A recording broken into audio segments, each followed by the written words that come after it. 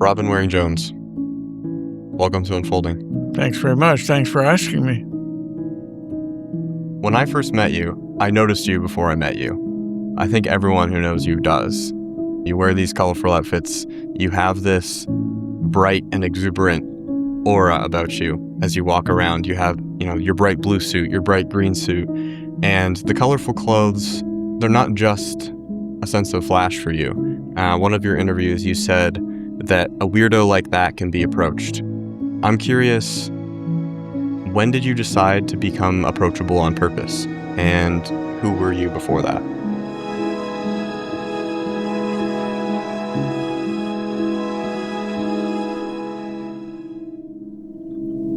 I looked after my wife for about 7 years. She had dementia, and I looked after her. I adored her. We'd been married 30 years at that time. When she died about 7 or 8 years ago, I wrote. I'm a poet as well. I wrote a poem every day for about a year, and you could tell in the reflection of the poetry that they were jubilant, but there was a somber somberness about some of the poetry. So after about a year, I realized that I needed to do something I was still working. I needed to do something to try and meet a new person every day. That was my goal. I love meeting people. I write kids' books. I love seniors, and I work with seniors, and I wanted to do something.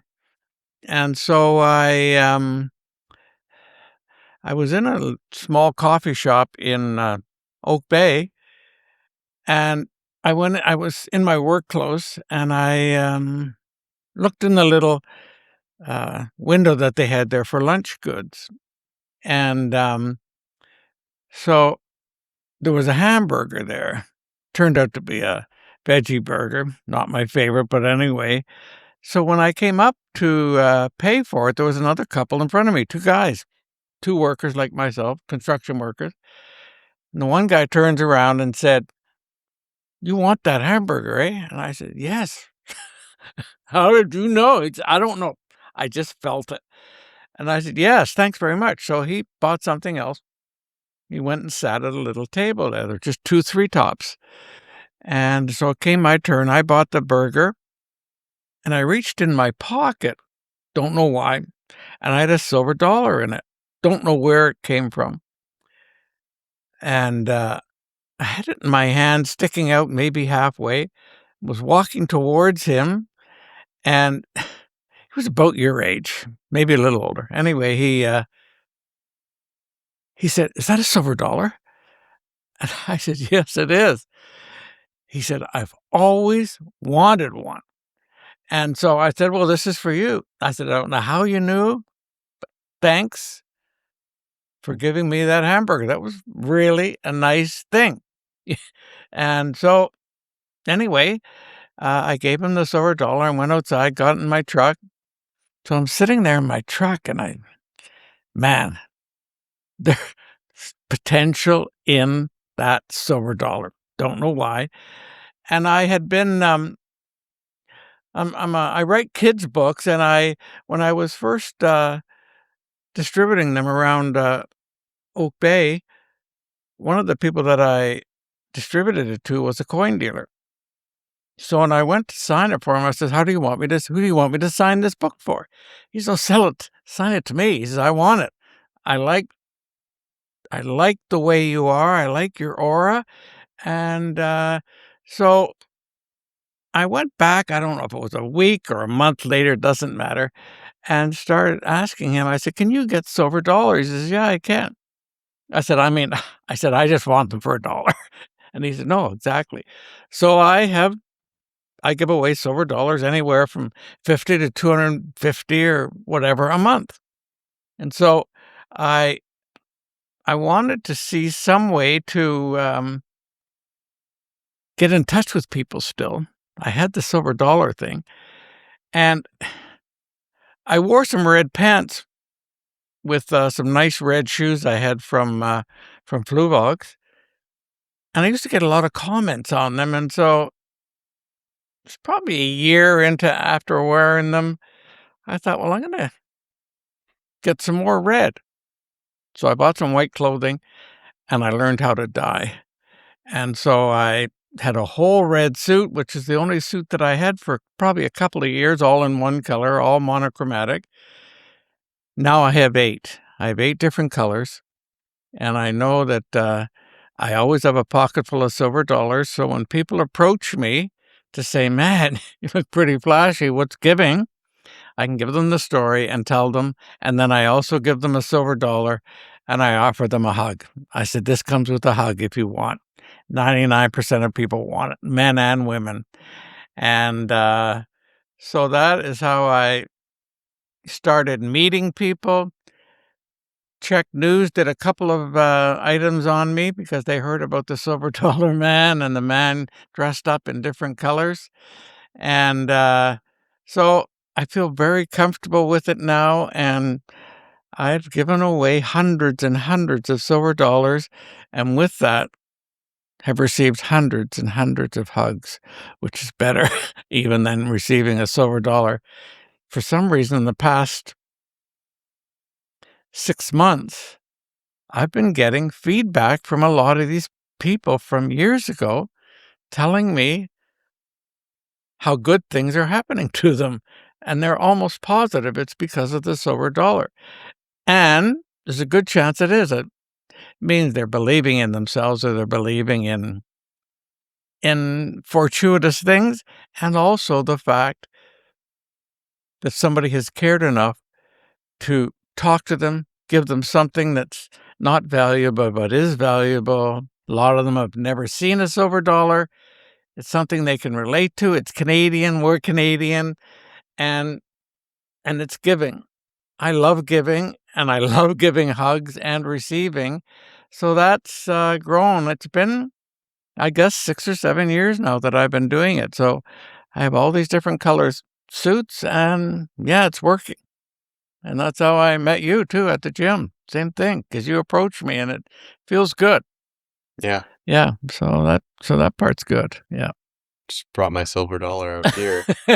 The Keep you on track. the very one you gave me. Yeah. And yeah, I just wanted to sort of close the loop with you on this because you gave this to me in February Yeah. this year. So that was Yeah. 5 months ago, Yeah. 4 or 5 months ago now. And I think it might sound crazy or extreme, but it's probably changed the trajectory of my spiritual journey and my depth of emotional connection with myself. I've always been agnostic, atheist. Never, I was quite scientific, never quite believing in any sort of divine power or anything like that. And before you'd given me this, I was always like, I'd been transitioning from agnostic to spiritually curious, but I'd never shifted into belief. I hadn't made that final crossing into actually suspending my faith and surrendering to something outside of myself, some sort of unknowable, mysterious force of some kind, some sort of, I try and avoid the word like God or the universe or whatever, because people have all sorts of ideas of what that means to them. But I've written an essay on it called A God-Shaped Hole. I did a solo podcast episode where I talked about sort of my journey of shifting into this more spiritually open state. And I'm still undecided on where I sort of land with things, but I'm at the point now where I do believe there has to be something that is unknowable, that is some sort of connecting force in the world. To keep us on track. Yeah. I like the word source because it makes it sound like everything comes from it, but it's also, where you can grab inspiration for things, or, if you have an idea for something and you just feel that captivation, like you're in the zone, that's when you're sort of in tap with the source. I like that framing. And this silver dollar, for me, it's a token that I carry around with me to remind me of the source, but also to pull me into the moment and to be present with the people I'm with, my own thoughts, keeping my mind and my feet in the same place at once. Yeah. And I do carry it around with me everywhere I go. And it is a symbol of the growth that I've been on, but also, yeah, it's just very important. And I really appreciate you for giving this to me. And I know you give them to everyone, but No, thank you. I love keeping it around. Yeah. It's kind of like taking care of a pet in a way almost. It's like, you It's don't good. worry about losing it, but you're like, oh, I know it's always there sitting in my pocket. That's right. They And feel it's given me immense peace. secure. They do. Yeah. And they're good for ball markers if you're a golfer. Oh, yeah. That's great. Yeah. Yeah, I want to tie back to the initial question I had on the clothing and Mhm. all the colors. You gave the story of how you got into that. What, thinking back on your life, I mean, you're 83 years old right now, right? Yeah. Thinking back on your life before that journey into this bright, colorful, flu vog wearing guy that Yeah. everyone knows and who gives out the silver dollars, what was the difference in transformation between who you were before and who you are now? Well, I've actually done about 2 or 3 changes in my life. I would I always felt that I was as a kid, that I was different, and I realized later, I went to a child psychiatrist, or psychologist, whatever it was. My parents took me, obviously, because I was a troublemaker in school, so-called troublemaker, could do better on the report card. I didn't know then that it was ADD, and I'm fairly smart, and I'd finish my work, and then I'd be a pain in the ass to the teacher. So that's where could be, could try harder. And I didn't I felt part of the community, but I also felt different because I was centered out from other kids. And, because of my troublemaking, and I had quick replies to stuff, um, flippant replies often to get, uh, attention. My mom and dad gave us all lots of attention, but I knew something was different. And then, when I went through, high school, I started to change a little. I went from about 5'4" to about 5'8" or 9 in a year or 2. Started to design my own clothing and do some other stuff. I was a beatnik for a while, carrying around philosophy books and, trying to stand out. Always my mom and dad always, gave us praise, backed us totally in anything we wanted to do. We didn't have much money, but if I wanted to do something, they would, they'd back me. They said, "You can always phone me, Robin, and ask us for money. We can't support you to go to do stuff, but we'll always get you out of a jam if something happened." So that was pretty good, but, um, I went to university when I was, about 25. I had 2 children at the time, and I loved it. I loved the studying part. I took geography at York University in Toronto, and, I loved it, and when I graduated, it was a milestone.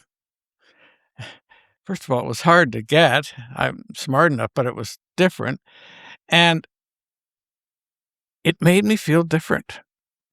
It not sticking out my chest proud or anything, but it gave me a sense of accomplishment that, uh, some of the other things that I did in school didn't necessarily do. And then the second thing that changed me before all these colors and everything was the fact that I won the lottery in 1999. Those two things gave me a sense of well-being that I didn't have before. I felt comfortable in my own shoes and everything, but those two things, for some reason, it's not that I flaunted the money or anything. It makes you different. $1 million is still a lot of money, regardless now or in 1999. So those two things made me feel good about myself, my bearing. My parents always suggested that we stand tall and shake people's hands, which I try to do. I was raised as a Quaker, and shaking hands is a very big Quaker thing. That's the way we break up our meetings. That's the way we always introduce ourselves. And so I've been through several transitions, and I was a drug addict for 15 years, which I'm not proud of, but I learned a lot. I never used needles, but I did smoked and did a lot of drugs for about 15 years. And then I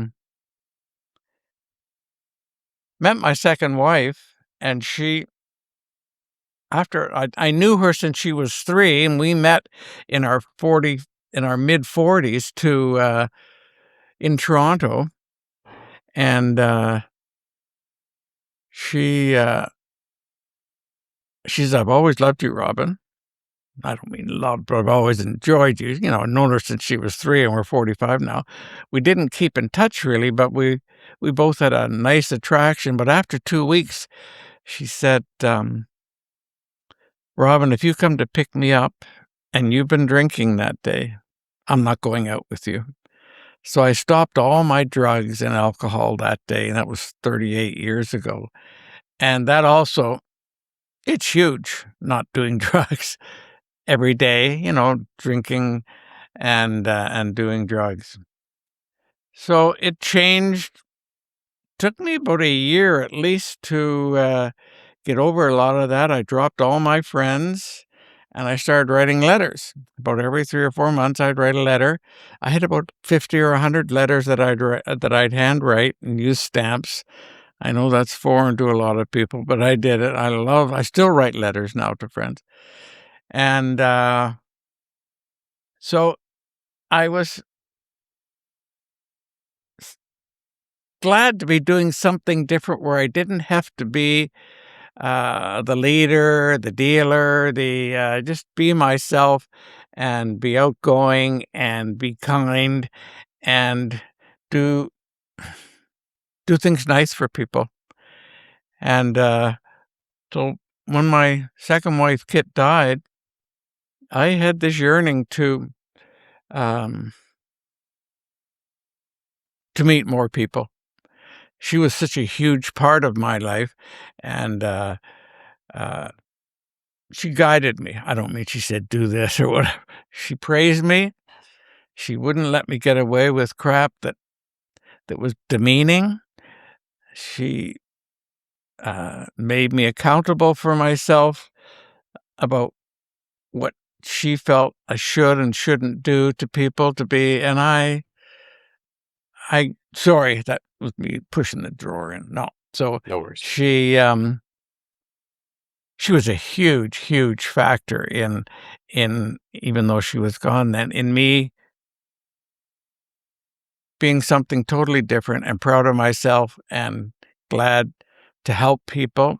And it transformed me. The people love it like you do with getting it. It's nice to have somebody give you a hug and say, "I'd like you to have this. You're a good person." It feels good. And some days I'll give out 10 silver dollars. That means I've had 10 hugs. It feels fantastic, as you can probably imagine. Who doesn't like hugs? Yeah. And so now I very seldom leave the house without 6 or 8 silver dollars in my pocket. And it yeah, it's a part of my character, and when I was in front of the theater the couple of weeks ago, I was waiting to go in, and one of my friends was bringing me the tickets. As the crowd was passing in front of me, 3 different people, they weren't together, went in their purses and pulled out silver dollars at me leaning against the wall and said, "Hey, silver dollar man." And they held up their silver dollars, and it's very emotional for me. I thanked them and said, "Thanks," and people run up to me often and tell me how it's changed their life, that they've had something to believe in, that somebody believed in them enough to give them a silver dollar and a hug, and so now it's a very big part of what I do and part of my character. It feels very good. Yeah. Yeah. In the gym, one of the women the other day came in when I was there with Renata, and she said, "Robin, that silver dollar you gave me last week," she said, "I got home that night and there was a letter in the mail from a job I applied for and I got it." She said, "I know that was because of the silver dollar." She said, "Thanks." And so those are wonderful testimonies for me. They feels good helping people and giving them a nice. It's a concrete thing to hold and to happen to hold. So that's there's lots more in between there, but that's a lot of the basics. Yeah. Yeah, yeah, Going back to your wife, Kit, I know I've had a great grandparent who suffered from Alzheimer's, and I was young at the time, so I didn't fully grasp everything or understand no, everything, but it was definitely confusing for me as a kid. Like, oh, why doesn't great grandma yeah, recognize me? yeah, Or, she's forgetting who grandpa is, yeah. or things like that. And I know caring for someone as they're going through that, for most people, is probably one of the hardest things they'll ever go through in life if they do go through it. Mhm. I'm curious what that journey and process taught you about love. For me, it was life changing. I've always been very caring, and I've actually worked in care homes when I was a teenager, just helping out a little and things. And then when she started to get, say, I've known her since she was 3, but we did have that gap. But we were together 40 years and 38 years. And so the more I looked after her and the more she became dependent upon me, because she could not do anything. She couldn't go to the bathroom. She couldn't bathe. She couldn't do anything. And um, one thing I know for sure, an adult diaper does not hold a full pee. So, some nights I'd change her 3 times. So I'd get out of bed and take her into the washroom, and she didn't know how to even get in the bathtub, didn't know how to lift her foot up. And when a person's like that, and then when I get in with her, I'd have to wash her because she didn't know how to.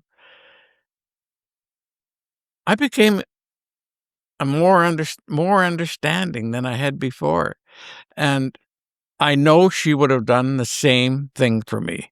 I mean, we adored each other, and sure, we had our ups and downs, but we're basically very, very close, and it showed me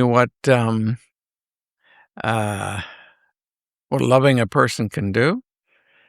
And when I took her into the home, it was very hard. I kept her a year too long, and my psychiatrist here in Victoria, after the second visit, he says, "Robin, can I see you out?" I went outside with him. He says, "What are you doing?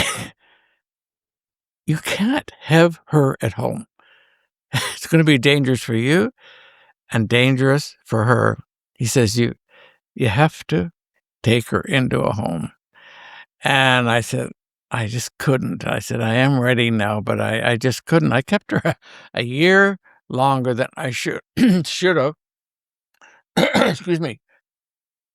I guess I was being selfish, but excuse me. But it was hard to let her go. But I did learn that, when I went in after that, she wouldn't recognize me, but she would squeeze my hand, and I knew that, but maybe she did it to everybody who held her hand, who knows? But I there was nothing in the care for her that I found objectionable, and caregivers, God bless them, they deal with it every day, and they do a fantastic job, but they all said when I came in, they could see that Kit had changed a little than just being with them. And so it's important to, yeah, if you love not just the people you love, but to help people out feels good. I do it at the gym. Some of those people that come in that are special needs, I go and give them hugs. And I gave one to one the other day, and I'd only hugged her once before, 2 weeks before. And I asked her caregiver, I said, "Is it okay to give Susie," or whatever her name was, "a hug?" She said, "Sure." So I gave her a hug. And this woman in her 40s, she stopped and she said, "I missed you." And I'd only hugged her once. And for me, those are extremely emotional, loving, wonderful things to have happen. My wife, Kit, she had a developmentally delayed daughter. She happened to get killed a few years after Kit died by a car accident, but I learned a lot from her. She she and her friends, they had a relationship with each other. They were all quite badly developmentally delayed. They could react. They were in group home, so they could be left alone. And they were a special group of people.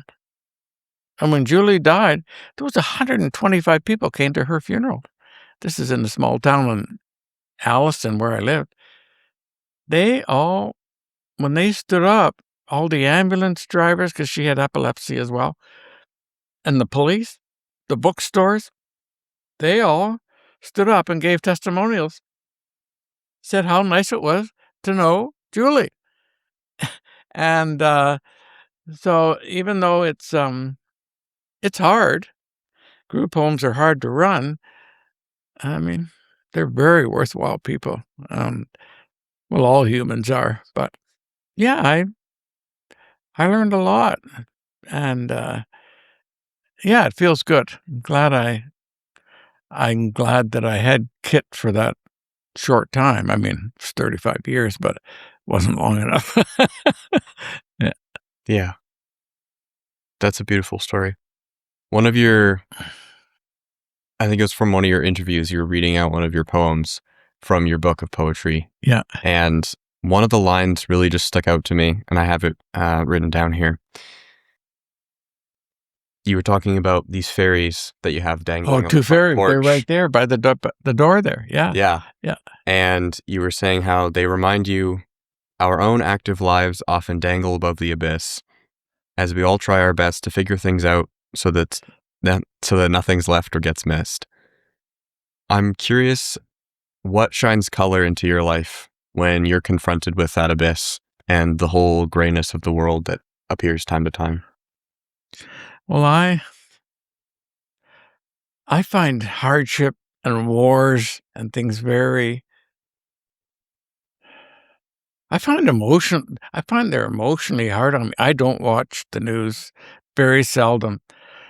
I can't stand seeing people blown up and seeing these houses. Doesn't mean that I'm ignorant about what's happening, but I just find it too hard to see things like that happening when when we I mean, it's hard to stop, but uh, I feel bad about it, and I have done charity work, and I worked with gangs down in New York for a while and done other things where I worked with people who have different mindsets than I do. They're all just like I am, and when I hear their stories, it's just like you read. They've come from broken homes, violent homes, not all of them. I mean, I didn't talk to every gang member. The one group that I did work with in New York, these were the Puerto Ricans, and these were the ones that they made West Side Story out of. This was 65 years ago. And this was the two gangs that they had. And the Quakers had a house there in Harlem that was open to both these gangs to go in there and meet. They couldn't take any firearms in or knives, to let them see people are people. You know, you don't the Italians and the Puerto Ricans would talk to each other, and it was one of the few times they did, because they, you know, as far as they were concerned, if you were Puerto Rican, you're bad, and vice versa. And they were kids. I mean, they were 19, 20, 21, and but they were raised in violent atmosphere. And but when you're just sitting there talking like we are now, they're just telling you about Susie or their cat or whatever, and same emotions, but they're guided along different lines. It's pretty hard if you don't get loving and just violence, it's pretty hard to turn out really, as a trusting individual, as a trusting human, trusting other people, when a lot of your life, all you've seen is deceit. And so those things there, doing work with communities, it's really good. Or with people that need help. Yeah. Yeah. One of the phrases that sort of encapsulates, not really like a motto, but just a perspective I have that I think rings true to many areas of life, is that hurt people hurt people. Yeah. Whether it's others or themselves. Yeah. And when you've grown up in an environment where you can't trust things, or you don't feel safe, or the ground is unstable, then you learn that the only way to get by is to do what you've always known, or what's always been done to you even. And that's how the cycle of abuse can start, or even people get stuck in abusive situations because they think they deserve it. And they've only been hurt, so they think, oh, well, this is just how life is. I'm curious how you think people can break out of that cycle. I think one of the best things is that one of the best examples is when I'm wearing my bright clothing. I wear it to the grocery store all the time, and I've given out lots of silver dollars there and talked to lots of people. I always go to a cashier. There's one guy about my age. He says, "Man, I really like those bright colors." And I said, "How come you're not wearing any?" He said, "I don't know. I've never really thought of it." He says, "But I have a bright yellow shirt at home, and I think I'll start wearing it." And I said, "That is the first step. Until you try something that's out of your mold, it's only just a thought. But when you try it and you find that you're doing something different and it's working, making you better and other people better, it does become easier. But it was easy for me, but only because I had a mission, and I wanted, it wasn't a big mission, but it was a mission. I wanted to meet people. And this other older guy that was in line, he says, "I'd love to meet people." I says, "You're not going to meet them dressed in black. You may, But I but if you wear a bright yellow shirt and people say, "John, how come?" You say, "Well, I'm trying to change," or whatever. It works. And so I'm not saying you have to, but I said the only thing that's holding you back from wearing bright colors is you. So if you got a bright yellow shirt at home, start wearing it. He says, "You know what? I'm going to." And I think taking that first step, I'm not reckless, for most things, but I don't mind taking a chance on things if I think it's going to, um I don't know so much if I think it's gonna benefit me, but if I think it's gonna be good or benefit some other people, or it's just different, and, it's pretty easy to do the same mundane things every day. It's very easy. That's what they call it, routine. And once you stop it, it becomes easier to start doing different things, totally different things all the time. And I think that's what makes people more interesting, but it makes your life more interesting because people come up to you and start to ask for your thoughts, or to ask, why are you just like you did? Why did you do this? Why are you doing that? And I usually, when I do give out my silver dollars most of the time, I often read a poem to that person and I leave them that poem. I usually carry 5 to 10 poems with me at any one time. And when I do, they can't believe that somebody has just read them a poem in a restaurant. They can't believe it. And the women, even though I've already given them a hug, once I read them the poem and sign it and give it to them, they're like a Cheshire cat. And their smile goes from ear to ear. And I go to the same restaurant in Victoria most of the time for breakfast. I had my breakfast bought for me 3 times in the last 2 weeks. I didn't even know. So that's good.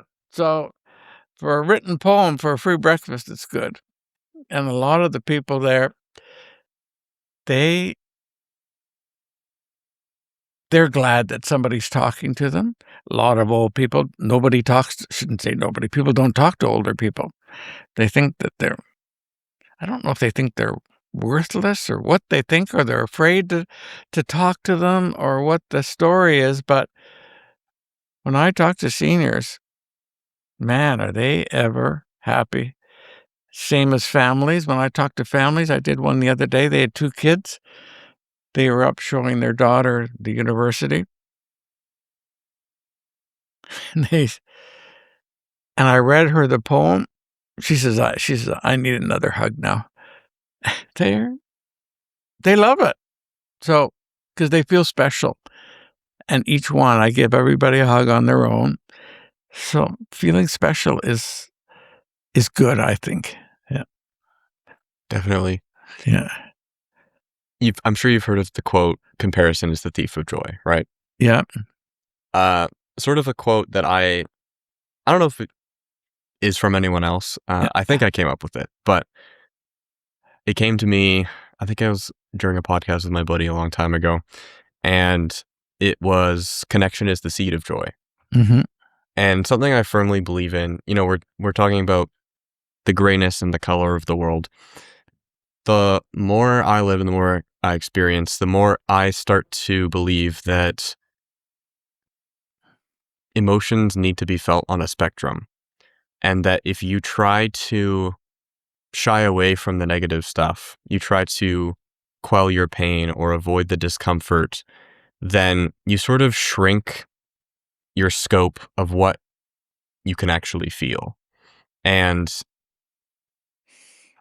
if you try and avoid the bad emotions and the negative feelings, sure, you may end up not feeling them, but you also shorten the top end of the emotional spectrum. If you imagine, like, from positive to negative as a big, like, spectrum of colors that you can feel, the more you try and limit the negative ones, the more it shrinks the entire spectrum down.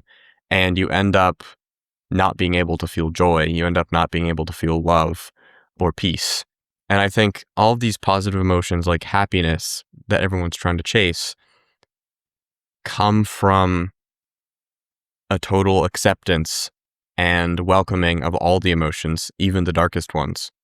And I think by letting in those darker colors, you give room for all of the other emotions to live and to breathe and to exist.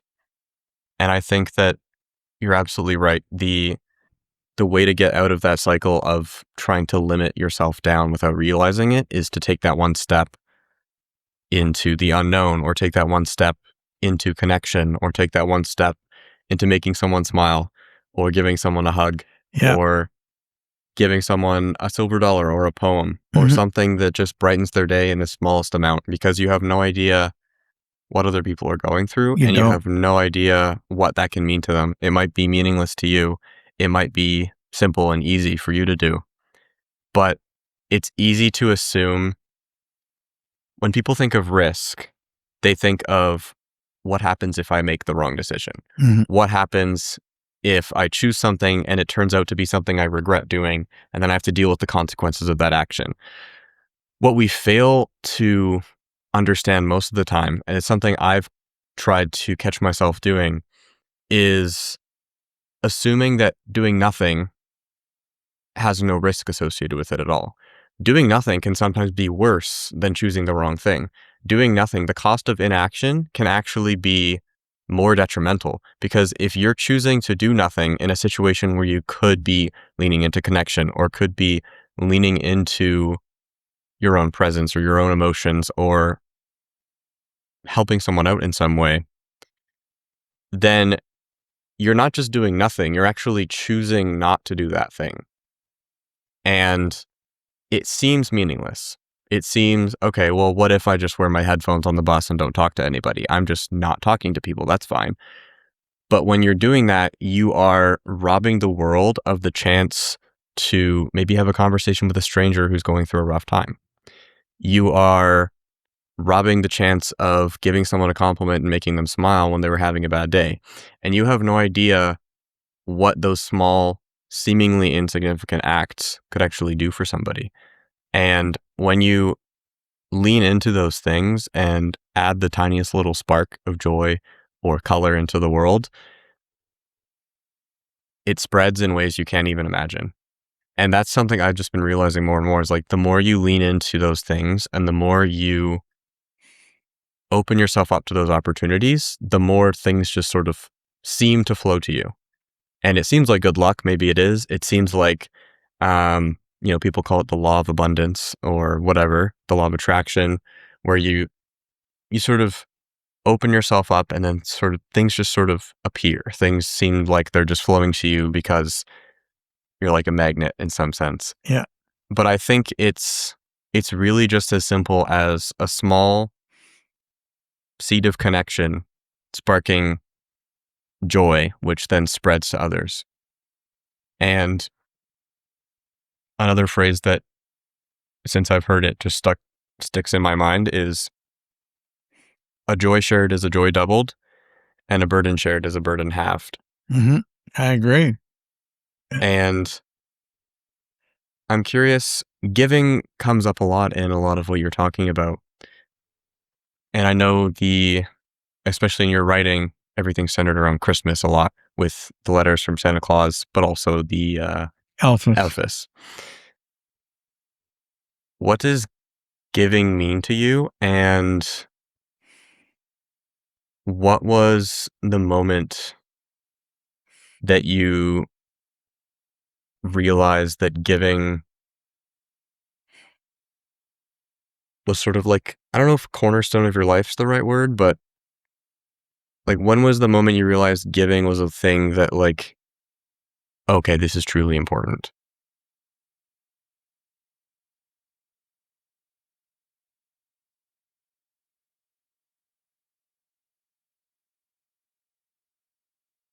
I don't know if there was one moment. My, um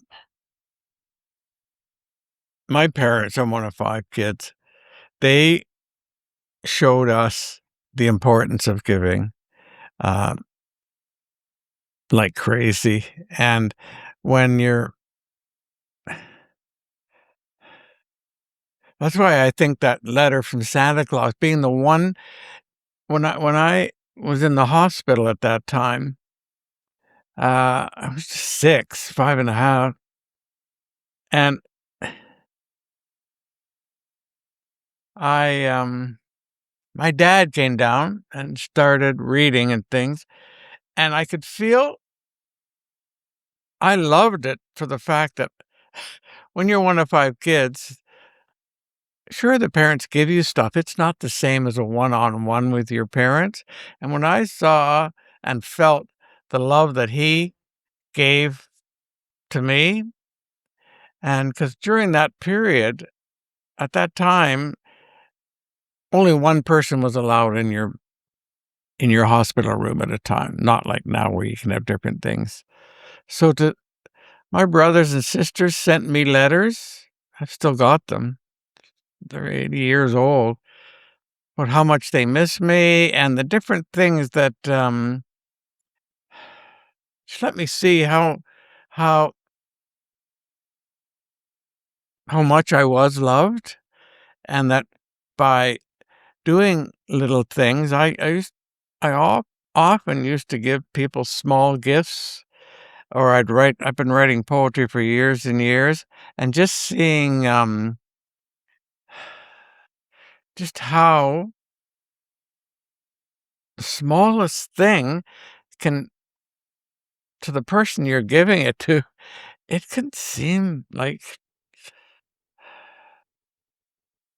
it's an elephant you're giving them. They're just so pleased. I was the other day, I was over at that coffee shop you and I were just at.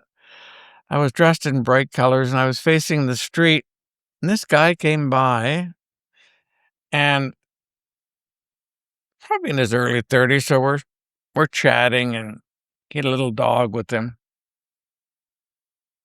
I said, "Oh," he says, "Can I sit with you?" And I said, "Sure." So he sat down. He had this little dog, care dog, I guess. So I talked to him, and we're having our coffee. So he said, "Boy, you're really nice, bright colors. Thanks." I said, "Oh," so we're talking, and there was one other person there. I can't remember who it was. And I said, "Oh, so what do you do?" He says, "Well, actually, I'm retired."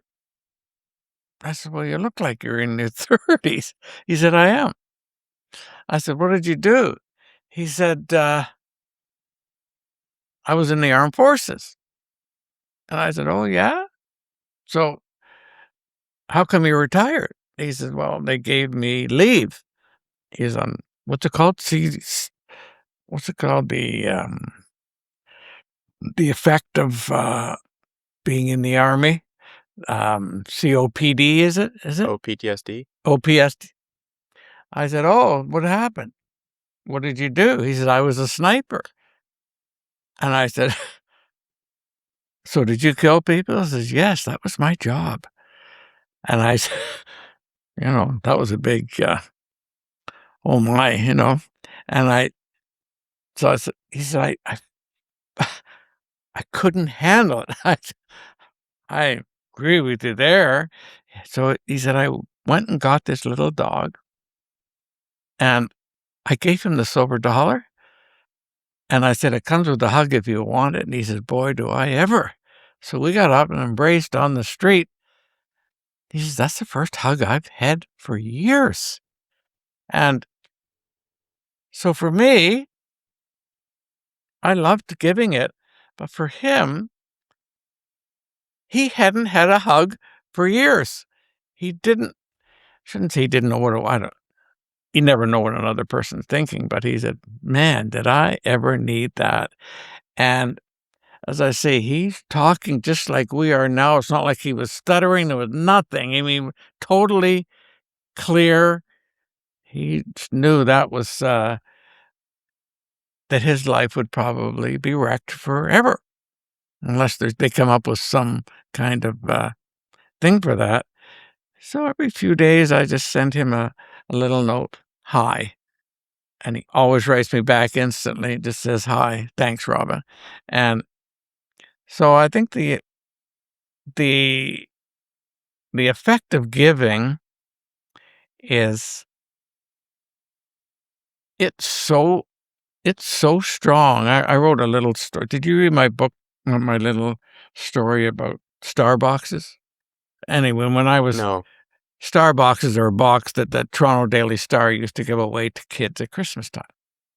Wasn't just random. They went into a family and 3 kids, all their ages. So anyway, I'm there with my dad. I was 12 years old. We're delivering these star boxes. And my dad, they said, "Do you want anybody else?" He said, "No, I just like to go with Robin." So we started delivering these. I went into this one big house in Toronto, dark, into the vestibule, couldn't find the address. So I yelled out one of the names that was on the box. So this woman came out from under a set of stairs. Huge house, huge house. And she said, "Oh, are you delivering the star boxes?" I said, "Yes, I am." I was just 12. She said, "Oh, thanks. This is the only gifts my kids will get." I said, "Are these for your kids?" She says, "Yeah." I said, "Where do you live?" She says, "I live here under these stairs." And I didn't know what to say. I'm 12, very modest family, but my dad did have a car, a Volkswagen. They had nothing. And I thought, oh my gosh. So I came out and I told my dad, and he says, "Yeah, I know. I thought it'd be good for you to see how some people live. I know we talk about not having money.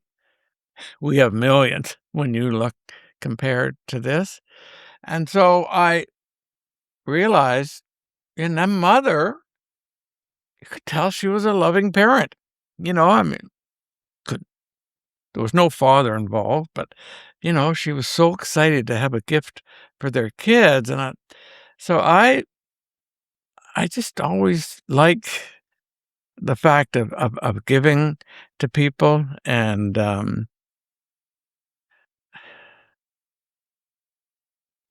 most of the time, I'm fairly sure of what the outcome's going to be, but you never know, you know.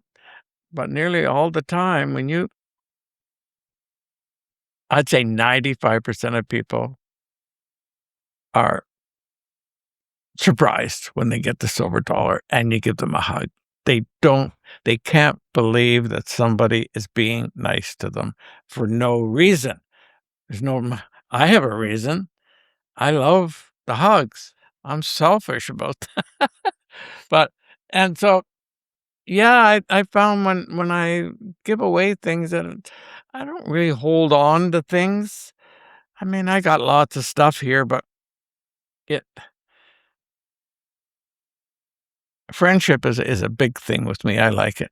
And it's not like it's not like I need hundreds, but I do like being able to give people things that I know they might like, um, and they always do. But yeah. So yeah, I don't have a time frame about. Uh, yeah, I always liked giving and helping, and I often shoveled people's walks, snow and stuff when I was 12. It just felt good. Yeah, to help them. So Yeah, yeah, but no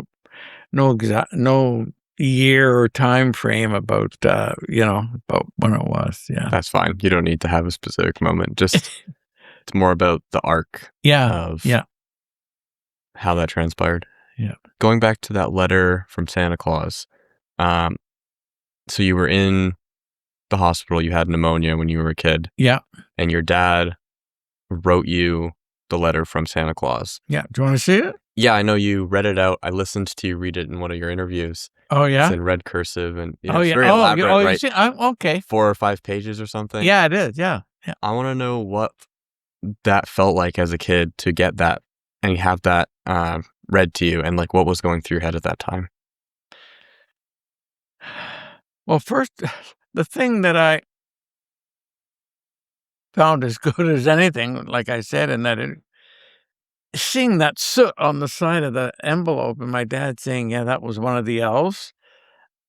I believed in elves, and, so to know that one had come down to do that, and also, uh, that it was directed to me. I mean, it was written by my dad, but, I mean, it was directed to me, and that uh not that 5 kids is a lot of kids, but you don't get a lot of me time with your parents. It's just not enough time, and, uh, so having that special time, even though I was sick, it felt it felt very good, my name's being mentioned, told about the nice things that I did for my mom and helping out. It made me I still remember I felt good about it. Yeah, that it was, uh that was the idea, of course. It's a feel-good letter, but um yeah, I felt special. I did, yeah. So it was good, and I don't think I talked I probably did, but I mean, to my brothers and sisters when I went home, I don't from the hospital, I think there was only good feelings from them as well that I was there. I don't think they felt a jealousy about me receiving a letter that they didn't. I think they were just glad to have me home, and they could see, of course, that my mom and dad were glad to see me home and um, that I was well again, 'cause even when you're 5, 6, 8, 10, like my brothers and sisters were, you can talk about death. I mean, pneumonia is a real thing, still is, and, but it I don't know if I brought our family any closer or not. I don't remember any of that, but I know for myself, I felt special even when I came home. "Oh, it's nice to have you back, Robin. Glad nothing happened." But as a 5 or 6-year-old kid, it's your long-term thoughts aren't really there. You're thinking basically for the moment, and it, felt good to be back in my own bed and to be in uh, in the arms of my mom and dad. So yeah, it felt good. Felt very good. Yeah. Looking back to that time in your life now, having the experience when you've had your own kids, Mhm. how did that letter change the way you think about your dad and being a father?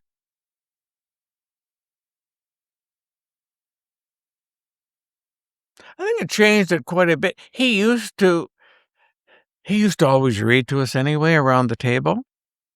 Now We Are Six by A. Milne and, Winnie the Pooh and all that.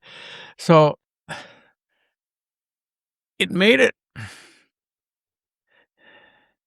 it made it more concrete to me when having the letter.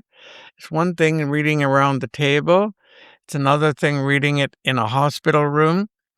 And so I read a lot to my kids, and, they liked because I loved it, and, I only had 3 kids, and I was one of 5, but kids need special attention, each one, even though they're all taken as a group, you need special attention. When I'd go downtown with my mom and dad or something, or just my mom,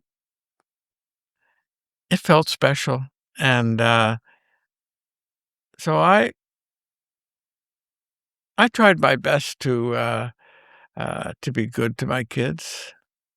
Sure, I didn't come out on top all the time, but I I know I did some things that weren't probably appropriate, but, I did try my best with the kids, and I think I think it did influence me. Yeah, the thoughts of being good. Yeah. Yeah. And you have grandkids and great grandkids now, right? Yeah, I do. I got, 6 grandkids and 2 great-grandchildren. Yeah. Wow. Yeah, so they're not all in Ontario, but most of them are. Yeah, my youngest grandchild now is 24, so it's, Mm. I just got a letter the other day from, the parents of my great-grandkids, and so they're 6. I can't believe that their great-grandkids are 6 years old. So Wow. yeah. That's something I really look forward to, is Yeah, having a family. pretty special. It's really Definitely. special. Yeah. Especially having kids, not, as soon as I can sounds a little intense, but, That's as good. soon as I reasonably can. Like, I don't Yeah. wanna wait forever No, because if I can have kids young, then I get more time with them, you do. and I can be there for more of their life and more of their kids' life, Yeah, for and I their get sports and for their for stuff at everything. school and all. Yeah, that's really, really important. And my dad didn't do that with us because he was working. And, the depression had gone by, obviously, but people did not want to give up their jobs then after the depression. They wanted to keep them forever. I know he did. He wanted a government job, and he was never going to quit that job no matter what came up. I Yeah. think we can't really have any idea what it was like going through the depression. He said, when you had no money there, you had no money. That meant not 1 cent in your pocket. He sold our food stamps. I still have one upstairs. And he'd walk to work so that he could uh, buy us hot dogs for dinner or something. I mean, we weren't impoverished, but he said it was very, very difficult. And yeah, and he'd take us whenever we went we had no car either. We went by TDC, and so it was good. We but even though we were going on the streetcar, he'd have us dress up. I don't mean that's not tie, we're kids, but so that he says, "We're going out in public.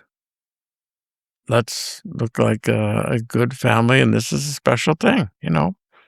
So, but also because of my racial background, he did not want to give anybody any excuse to criticize us. You can see the picture there of my dad's family. When you're black, and you're the only, and a black and white family was even more controversial than a black family.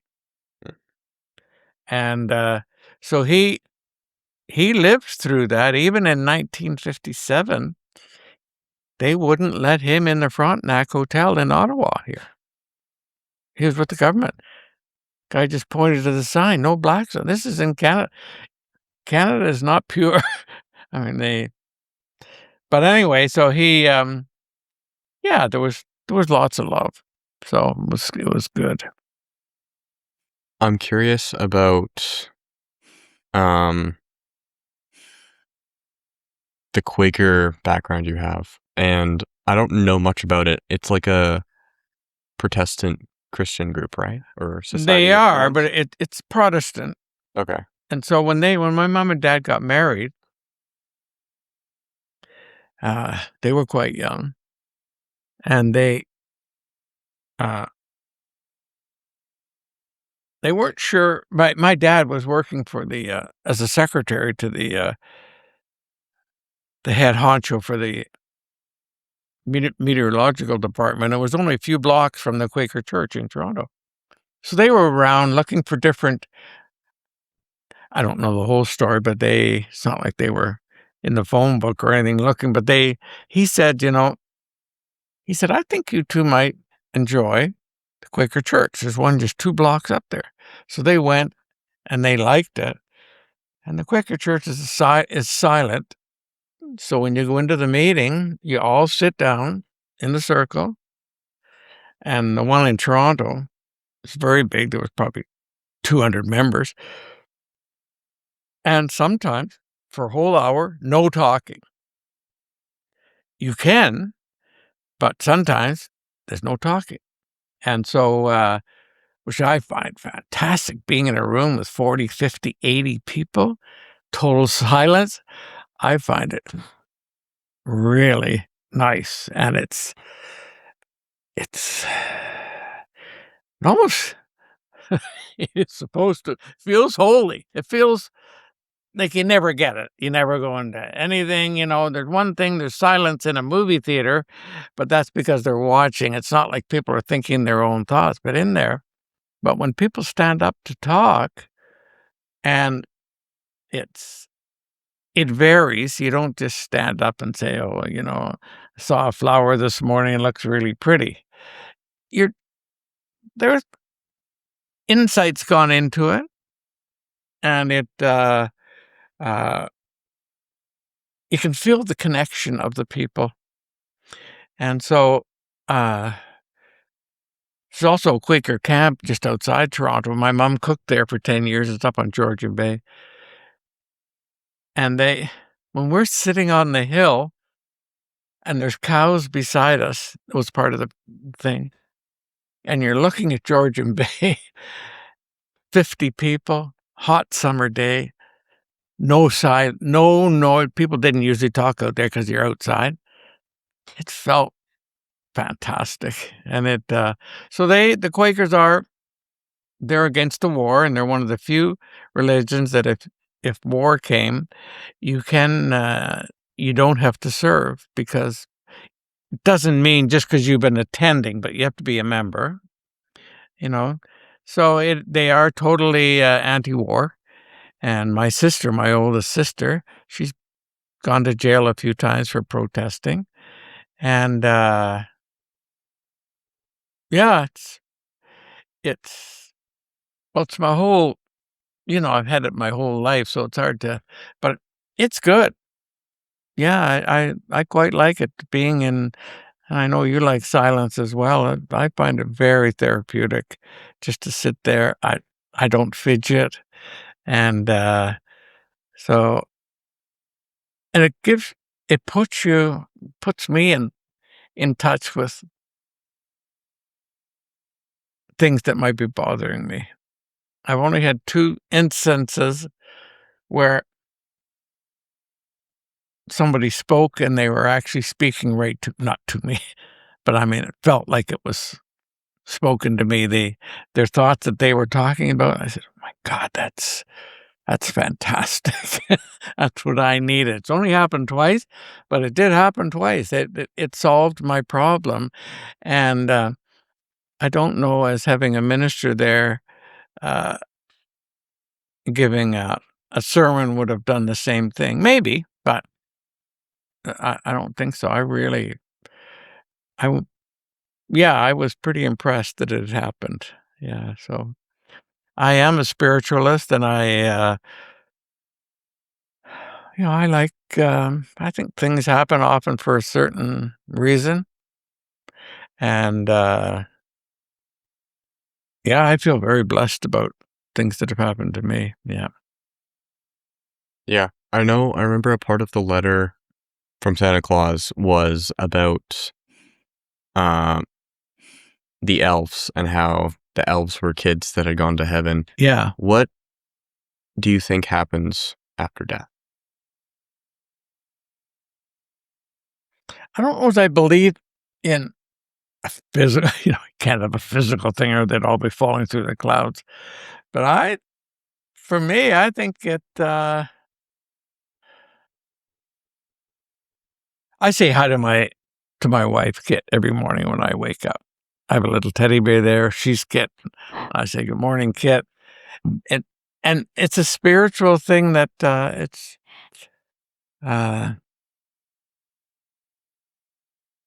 for me, it's never gone away. I've always thought that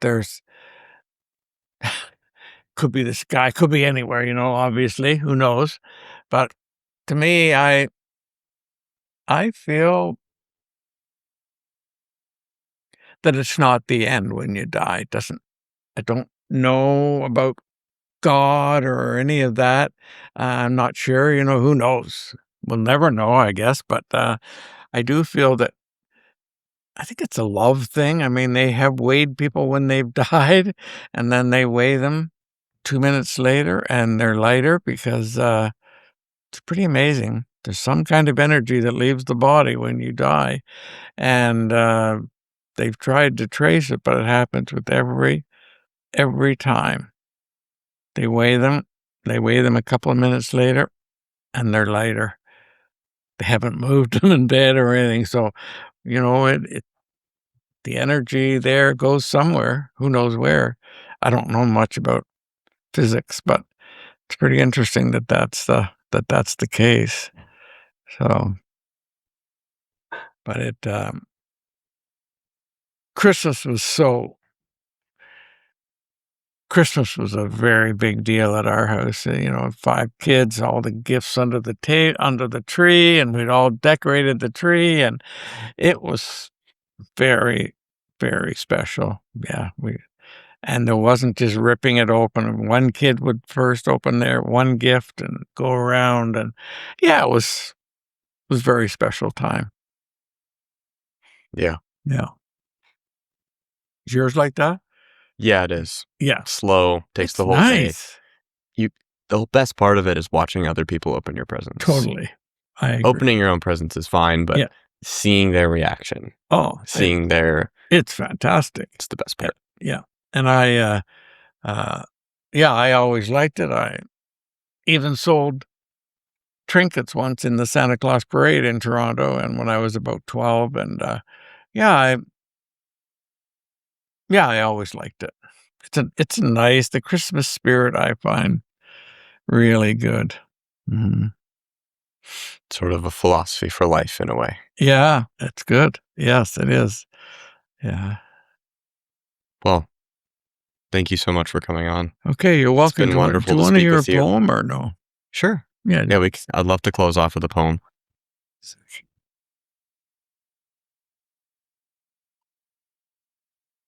Actually, I just wrote this morning. Oh, yeah. I picked this rosebud out of the garden here.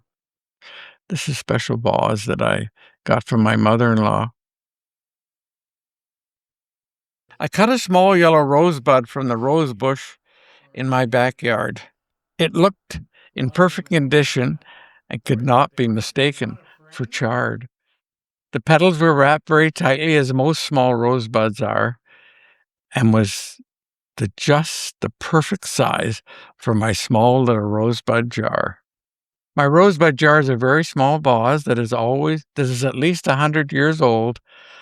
I've always taken good care of it and treated it as if it were gold. The top is decorated in silver and looks like a flower in bloom.